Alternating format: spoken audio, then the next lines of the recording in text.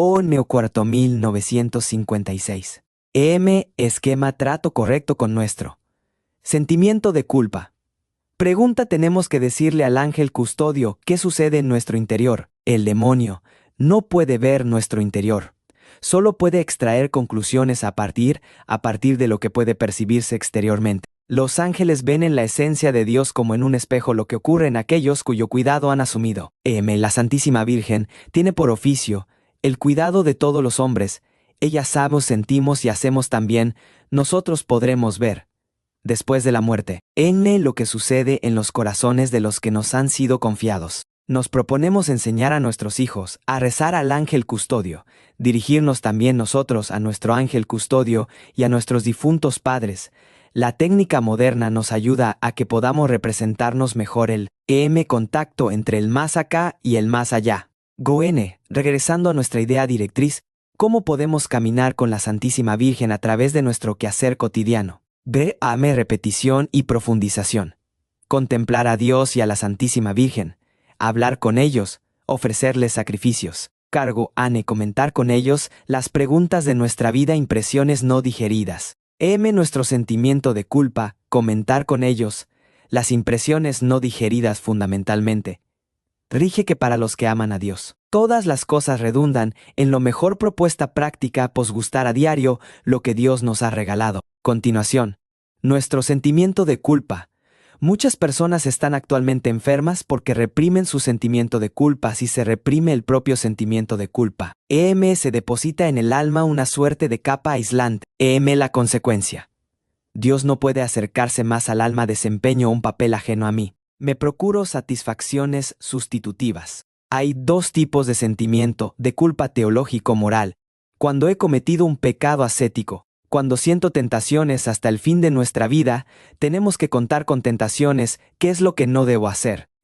Frente a mis debilidades y pecados. Primero, no extrañarme. Si me extraño, no conozco mi naturaleza. Mi naturaleza ha enfermado por el pecado original. Digresión: ¿cómo educa Dios? Dios nos atrae primeramente hacia sí a través de la alegría interior y la calidez del sentimiento. Para hacernos libres de nosotros mismos, nos envía aridez interior. Nos hace pasar por 3 pruebas. En mí se despiertan pasiones. Las personas más queridas me abandonan. Dios mismo me abandona. Segundo, no turbarme. Tercero, no desanimarme. Cuarto, no rendirme. Pasos solo enunciados, no desarrollados. Debemos conocer las leyes de la vida interior para poder conducirnos a nosotros mismos. Tal vez me permitan ustedes responder primero una pregunta y regresar después a nuestro tema. La señora Walker pregunta: ¿cómo es con nuestro ángel custodio? Según cuenta, alguien leyó que el ángel custodio no sabe lo que sucede en nuestro interior y que por eso había que decírselo verbalmente. En la ocasión, para esta consideración, es probablemente lo que les dije hace poco sobre el demonio 1. En efecto, dijimos sobre el demonio que no podía ver el interior de nuestra alma, de nuestro espíritu, sino solo lo que puede percibirse exteriormente. Pero como está interesado nosotros, tenemos que cuidar expresamente de no llamar su atención sobre nosotros. Por ejemplo, si él sopla para atizar el fuego que quiere encender en nosotros, no deberíamos dejar que hacia afuera se note nada, o sea, no hacer movimientos con las manos, con la cabeza o con los pies, pues el demonio solo tiene influencia en lo exterior, en los sentidos, en la imaginación y en el cuerpo, pero no de forma inmediata en el alma. Preguntamos: ¿entonces existe una diferencia entre el demonio y el ángel? Ustedes dirán: primeramente no hay diferencia, pues ambos son espíritus puros. Sin embargo, hay una gran diferencia. Los teólogos nos dicen que los ángeles ven en la esencia de Dios como en un espejo lo que sucede en aquellos cuyo cuidado han asumido todos. Tienen que imaginarse que tuviesen un espejo y que, por ejemplo, en el espejo se reflejaran sus hijos y ustedes pudiesen ver lo que hacen sus hijos. Los teólogos nos dicen que la esencia de Dios es como un espejo. Y entonces, Dios ha dado a los espíritus puros, también a mis padres, a mis amigos en el cielo, una determinada influencia sobre nosotros. Por tanto, ellos tienen la tarea de cuidar de nosotros. Eso vale en primer lugar acerca de mi ángel custodio. Tomen por ejemplo a su padre o a su abuelo. Supongan que están en el cielo. A veces uno se preocupa preguntándose: ¿Sabrán acaso lo que me sucede? Hay muchas personas que, después de la muerte de sus padres o de auténticos amigos, tienen la sensación de que ellos están constantemente con nosotros. ¿Qué hay de verdad de todo eso? Supongan que me apoyo en la Santísima Virgen. Dios asignó a la Santísima Virgen el cuidado de todos los hombres. ¿Cómo puede ella saber acerca de nosotros? Debe hacerlo como lo haríamos nosotros, diciéndole a Dios Padre, Señor Jesucristo, cuida de toda la sociedad humana allá abajo. No sé cómo será en sus detalles, pero cuida de ella mayor que no, así no debemos imaginárnosla. Puesto que la Santísima Virgen tiene por oficio el cuidado por todos, o sea, también para mí y para ustedes, pueden suponer que ella ve en la esencia de Dios como en un espejo exactamente dónde estamos y qué pasa con nosotros. Por eso puede decirse que en este sentido la Santísima Virgen es omnisciente. Dios sabe todo en virtud de su propia esencia, porque Él está en todas partes. La Santísima Virgen no está en persona en todas partes, pero sabe todo. Donde lo menor que lee, Él en la esencia de Dios se refleja todo lo que pienso, lo que hago, lo que siento. Tienen que imaginarse qué consoladora es esta conciencia. Ella sabe acerca de mí. Are sabe que estoy aquí sentado, que hemos recibido un nuevo invitado que se siente aquí muy a gustotres, y que en realidad debería venir más a menudo. Ella lo sabe todo, pero sabe también lo que sucede en mi corazón. No lo lee en cuanto está en mí, sino en la esencia de Dios. O sea, sabe también lo que pienso en este momento. Conoce también mis intentos de aparentar hacia afuera que no pasa nada. Es un pensamiento consolador también cuando pienso en mi ángel custodio. Mi ángel custodio sabe todo lo que tiene que ver personalmente conmigo, porque ha recibido de Dios la tarea de cuidar de mi persona. Ahora bien, si mi ángel custodio sabe lo que sucede con X, eso no lo sé. Él tiene la tarea para mí, no para Tent, o si piensan en papá y mamá, que han fallecido. Lo que digo, no está en la Sagrada Escritura, pero corresponde a la gran visión de conjunto del pensamiento católico. Si papá y mamá están ahora en el cielo. No dicen así, en general hazte cargo de mi muchacho y de mi niña allá abajo. Me saben mucho mejor lo que yo pienso y hago que si estuvieran en la tierra. ¿Por qué lo saben mejor? Ellos lo leen todo como en un espejo a partir de la esencia de Dios. Ahora regreso a la pregunta, ¿tengo que rezar vocalmente al ángel custodio? Cargo respuesta no. ¿Cuál es la razón más profunda? Que Él lo ve todo, que tiene que estar junto a mí para saber algo sobre mi persona. Por eso, depende de las cosas externas. Si consideran nuevamente este aspecto, pienso que deberíamos alegrarnos sinceramente. En efecto, no estamos solos. Hasta me imagino lo siguiente. Supongan que yo muriera mañana, pues como he asumido interiormente el cuidado de ustedes, no me resulta para nada difícil suponer que también yo sabré desde arriba todo lo que sucede en ustedes, presuponiendo que yo llegue bien allá arriba junto a San Pedro. Como ven, es un pensamiento sumamente consolador. No es pues como si el más acá y el más allá estuviesen separados, o no hay un contacto permanente entre ambos. En este contexto, yo que ustedes me propondría lo siguiente primero: enseñar a mis hijos a rezar de nuevo más al ángel custodio. Segundo, dirigirme también yo más a mi ángel custodio y contarle ya a mis padres en el cielo un poco de mí mismo. Si bien ellos no dependen de eso, siempre es bueno hacerlo. Siendo así que saben de mí, puedo mantener un poco más de contacto con los difuntos. En realidad, como católicos no tendríamos por qué estar nunca solos. Siempre tenemos contacto con toda la eternidad. Estas cosas se comprenden hoy más fácilmente que antes. Piensen en todo el fenómeno de la radio, con qué facilidad es posible imaginarse la relación entre el más acá y el más allá. Liéndolo gráficamente, es casi como si Dios tuviese allá arriba un televisor. Todo lo que pasa aquí abajo puede verse allá arriba, o una conexión telefónica permanente, ida y vuelta, ida y vuelta. Allá arriba dicen quién habla, pero aquí abajo no decimos quién habla. Escuchamos demasiado poco lo que pasa allá arriba y sabemos demasiado poco. Deberíamos cultivar de nuevo en mayor medida el contacto con el otro mundo, con el mundo del más allá 4. ¿Están satisfechos con esta respuesta? Había una segunda pregunta, pero ahora no quiero considerarla porque quisiera regresar a mi temática. Se trataba de la siguiente cuestión: ¿cómo puede explicarse que el hombre actual sea tan instintivo? ¿Y qué puede y debe hacerse a fin de que el hombre vuelva a ser más independiente de sus instintos y se guíe más por el entendimiento. Sobre esto puedo decirles algo más. Ahora regresemos a la idea directriz que nos interesa interiormente. Se trata, siempre de la pregunta ¿cómo logro caminar con Dios y con la Santísima Virgen a través de mi quehacer cotidiano? Pero siempre a través de mi quehacer cotidiano. Eso es lo más importante. La respuesta la hemos reiterado ya con frecuencia. Tengo que contemplar bien, a menudo a Dios y a la Santísima Virgen en la fe. Después, hablar con ambos por amor y hablar personalmente. No limitarse a y repetir lo que otros han compuesto alguna vez. Y tercero, por fe y amor, ofrecerles sacrificios correspondientes. El punto en el que hicimos hincapié la vez anterior es la conversación personal. El hablar personalmente con el más allá, con Dios y con la Santísima Virgen. Primero, entonces hablar personalmente. Segundo, aprender a dar gracias. No debemos olvidar lo que hemos dicho sobre el dar gracias.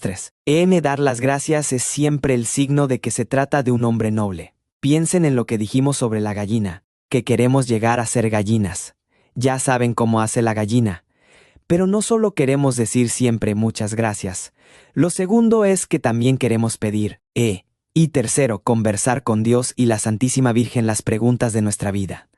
Después destacamos en especial dos especies de objetos, de preguntas esenciales. La primera especie son las impresiones que hemos recibido en nuestro corazón y que no hemos elaborado. Lo que les he dicho al respecto, no deben olvidarlo tan rápidamente. Si quieren llevar una vida sana, tanto en lo corporal como en lo psíquico, tienen que aprender el arte de elaborar junto con Dios y la Santísima Virgen las impresiones no elaboradas. A fin de aprenderlo, hemos trazado primeramente una profunda línea fundamental. ¿Cuál es esta línea clara y objetiva? Es la convicción creyente de que, para los que aman a Dios, todas, pero radicalmente todas las cosas redundan en lo mejor. Por tanto, no hay en mi vida nada, ni siquiera el pecado, que deba y pueda separarme de alguna manera de Dios.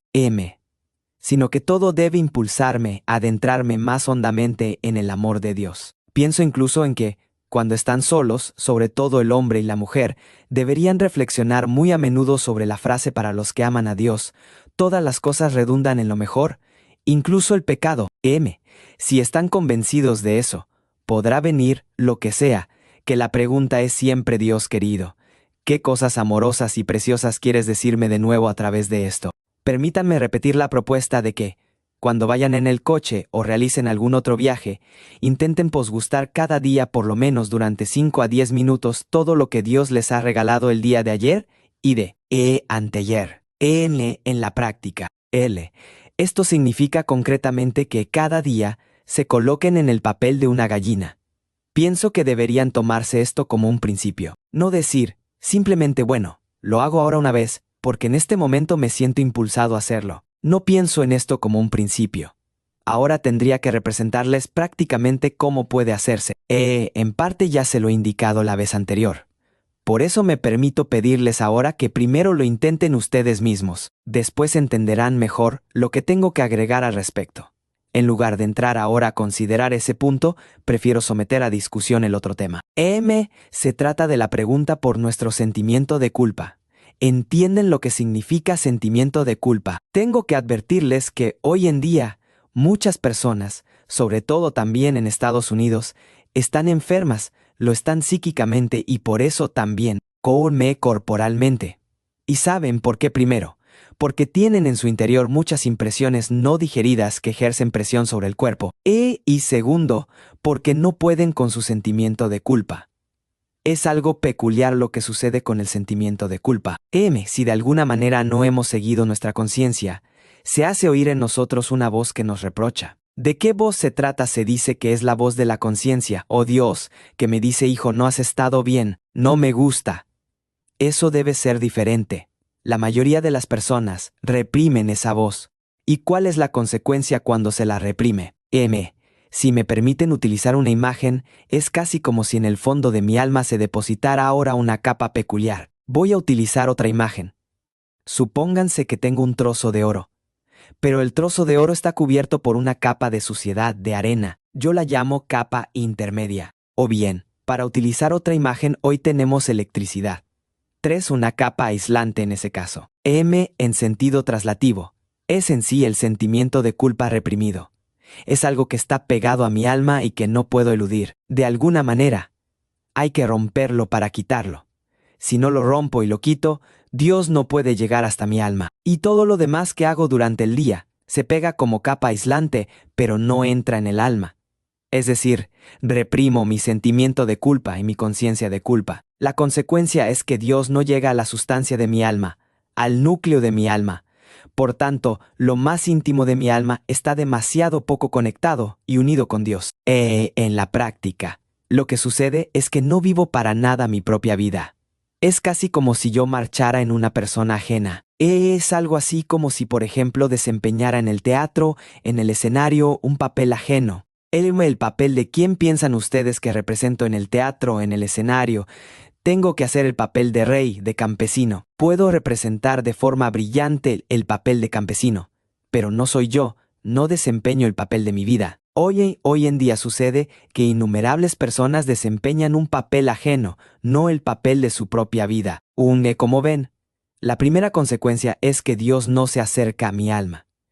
Y todo lo que de alguna manera me toca, llega a esa capa intermedia, a esa capa aislante, pero no llega hasta el interior. Dios no llega, pero tampoco las demás impresiones llegan a mi propia alma.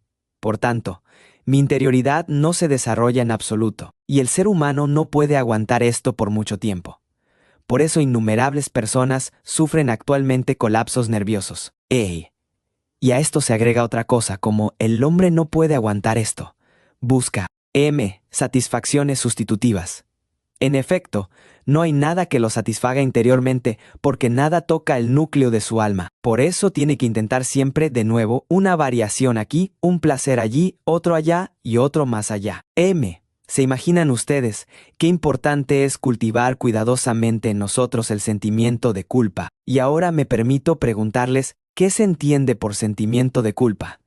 Se puede decir que hay dos tipos de sentimiento de culpa. Yo suelo distinguir entre un sentimiento de culpa teológico-moral y un sentimiento de culpa ascético. ¿Cuándo se habla de un sentimiento de culpa teológico-moral? Cuando he cometido un pecado real, o sea, cuando he actuado en contra de un mandamiento. Para mencionar un ejemplo, supongamos que hay algo, un objeto que le resulta muy afín a mi naturaleza, pero no tengo nada de dinero. Entonces, lo robo. Por tanto, he cometido un pecado. Y una persona, me sana nota después que la conciencia le hace reproches. Se dice en ese caso que le remuerde la conciencia morsus conscientiae.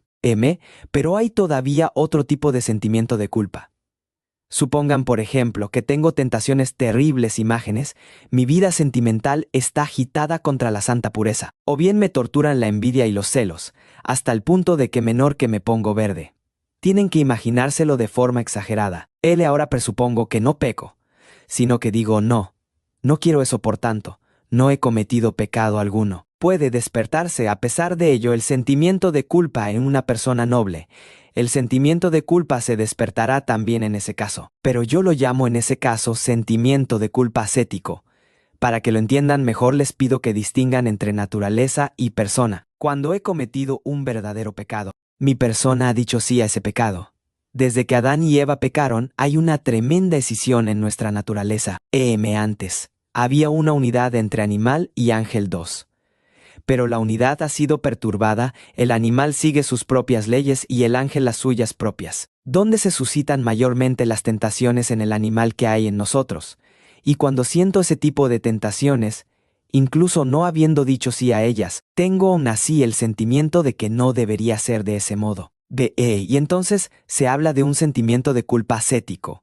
Permítanme preguntarles de nuevo si han entendido lo de sentimiento de culpa teológico-moral y sentimiento de culpa ascético. ¿Me lo han entendido? Si no, pueden preguntar más adelante de nuevo. Es importante. De lo contrario, no entenderemos lo que sigue. Pero ahora quiero agregar otro. Pensamiento.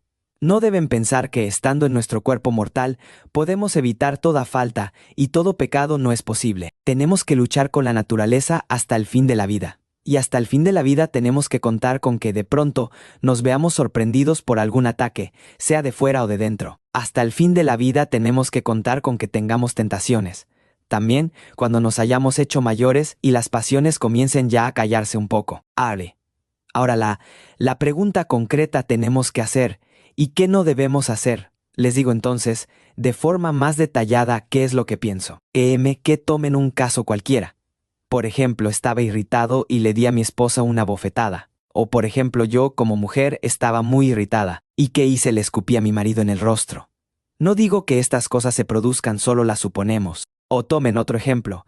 He cometido un pecado grave en mi vida. He cometido adulterio, o me he apropiado de alguna manera ilícitamente. Sabe Dios cuánto dinero y cuántos bienes. Ustedes tienen que colocar ahora de algún modo delante de ustedes mismos su propia vida. Pero permítanme señalarles todavía otra cosa. No raras veces sucede que nuestra naturaleza se despierta nuevamente. Una cosa después de décadas, fíjate, tú has hecho esto y aquello. Pero ya lo he confesado. Y a pesar de ello, se suscita de pronto una inquietud. Entonces se plantea la pregunta, ¿debo ir rápidamente a confesarme de vuelta? La pregunta de si debo ir nuevamente a confesarme, la dejo por el momento sin respuesta. En todo caso, no es preciso que lo haga, y muy a menudo tampoco es bueno hacerlo. Quiero exagerar de nuevo el caso, he cometido algún pecado tremendamente grave. Y ahora escuchen nuevamente, ¿qué ha dicho el apóstol Pablo para los que aman a Dios? Todas las cosas redundan en lo mejor mayor que incluso ese pecado. ¿Qué debo hacer, pues? Para que ese pecado redunde en lo mejor para mí, como ven, divido la cuestión y pregunto, primeramente, ¿qué es lo que no debo hacer? Y segundo, ¿qué debo hacer? Les doy 4 respuestas a cada pregunta 1 o. Primero, entonces, ¿qué es lo que no debo hacer? Y después 4 respuestas a la pregunta, ¿qué debo hacer? ¿Qué es lo que no debo hacer? Primero, no debo extrañarme. ¿De qué no debo extrañarme de que me haya pasado? Si me extraño, ¿qué significa eso? Demuestra que no conozco mi naturaleza. Si conozco mi naturaleza, entenderé el dogma de la Iglesia. ¿A qué dogma me refiero? Al dogma del pecado original 11. ¿Qué me dice el dogma del pecado? Original, que mi naturaleza ha enfermado profundamente a causa del pecado original. Lo repetimos rápidamente, pero estamos demasiado poco convencidos de que también nosotros tenemos el pecado original. En la práctica pensamos a veces que hemos sido concebidos sin pecado. No tenemos el pecado original. Y si soy honesto frente a Dios y frente a mí mismo, podrá pasar en mí lo que sea de que me extraño. A lo sumo me extraño de que no sea aún peor. Esta es la actitud fundamental correcta si realmente conozco mi naturaleza y no estoy persiguiendo ilusiones. Permítanme llamarles aquí nuevamente la atención sobre algo que comúnmente no se tiene tan en cuenta. Dios y la Santísima Virgen lo han dispuesto de tal modo que formamos entre nosotros una hermosa familia, pero que también todos nosotros, cada uno, a su modo, aspiramos a una verdadera santidad. Y a pesar de eso hemos experimentado que, hasta llegar a ese punto, hasta decir que sí a la voluntad de dejarnos educar por la Santísima Virgen a una verdadera santidad, hemos habido una que otra crisis. Hasta ese momento nuestra vida era, ¿qué diré? Una suerte de pequeña tragedia, un drama. Y ahora pensamos bien, me he formulado un propósito, y ahora termina la tragedia. Ese es un tremendo error. Ahora comienza justamente en la mayoría de los casos la verdadera tragedia.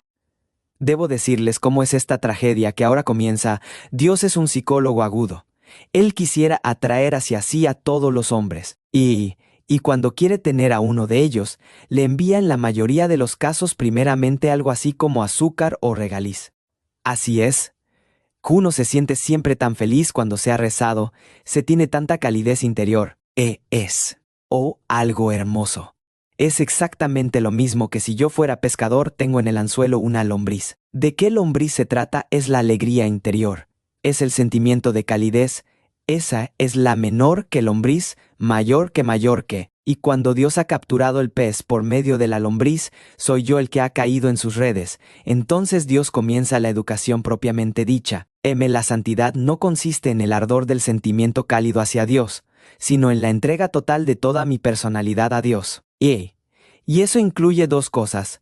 un alto grado de unión de corazones y un alto grado de purificación del corazón. Mi corazón debe ser liberado, primeramente del apego desordenado a todas las cosas, y después sobre todo del apego desordenado a nosotros mismos.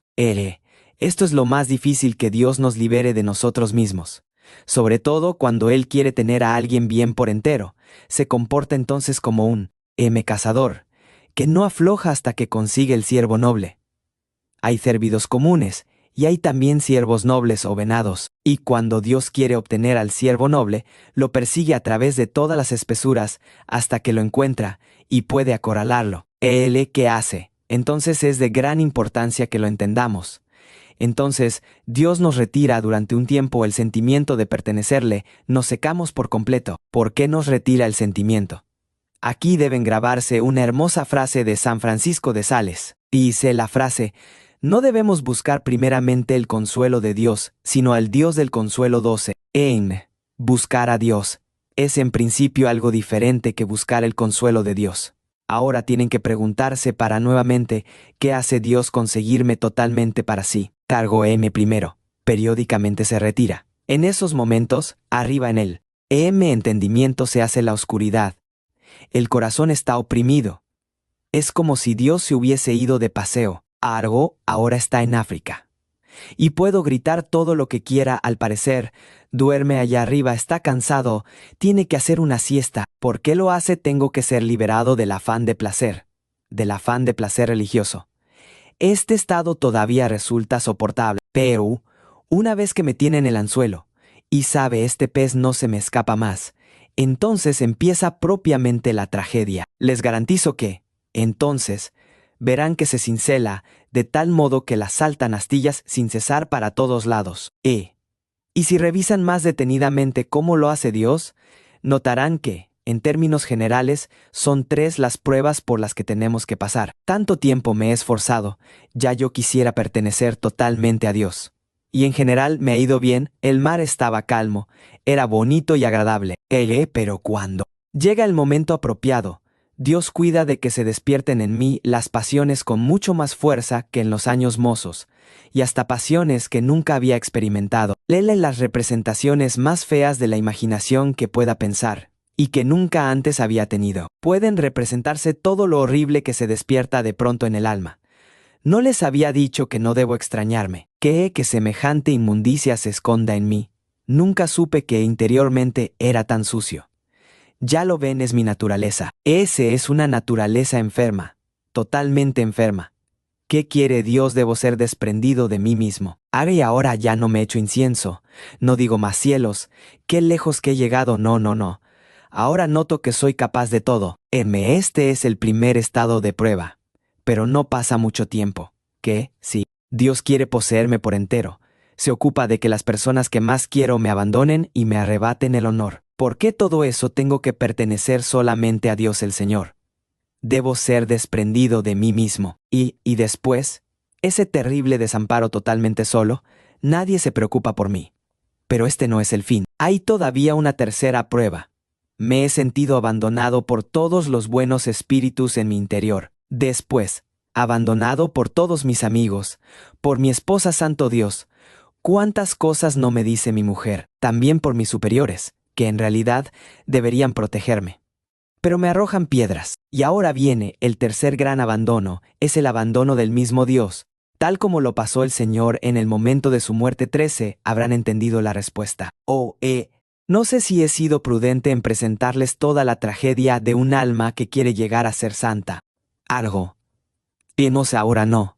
Preferimos. Por eso les reitero qué es lo que no debemos hacer cuando notamos en nosotros todo tipo de gusanos, incluso cuando se han producido pecados. No debemos extrañarnos. ¿Por qué no debemos extrañarnos? Porque todos tenemos el pecado original y porque Dios quiere utilizar las pasiones excitadas para con el tiempo liberarme de mí mismo. Esta es la primera respuesta. Segunda respuesta, no turbarse. Tercera respuesta, no desanimarse. Cuarta respuesta, no rendirse. Estas otras 3 respuestas se las explicaré en una próxima oportunidad. Nuevamente, la hora ya ha pasado. Ahora tienen que ver de ir adquiriendo poco a poco un sentido para estas cosas. Es un mundo totalmente distinto que normalmente no conocemos y del que casi nunca oímos nada. Si quiero ser electrotécnico, hay ciertas leyes y constantes que debo conocer. Si quiero hacer un viaje, por ejemplo en avión, tengo que conocer sus propias leyes. Del mismo modo, tengo que conocer las leyes de la vida interior. Y como en general no tenemos ningún contacto, tenemos que aprender a conducirnos a nosotros mismos. Es decir que, en cierto sentido, todos tenemos que convertirnos en Self-Made Men 14.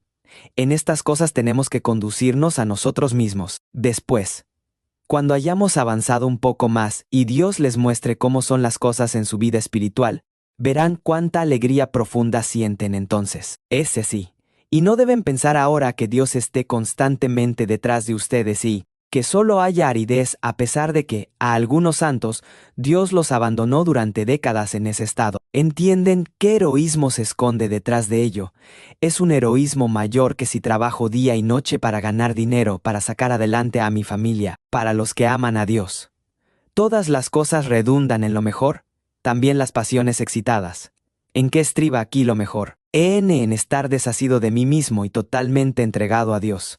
¿Pueden imaginárselo entonces? Estoy por encima de todas las cumbres menor que sobre todas las cumbres hay calma 15. Entonces soy siempre un hombre interiormente libre.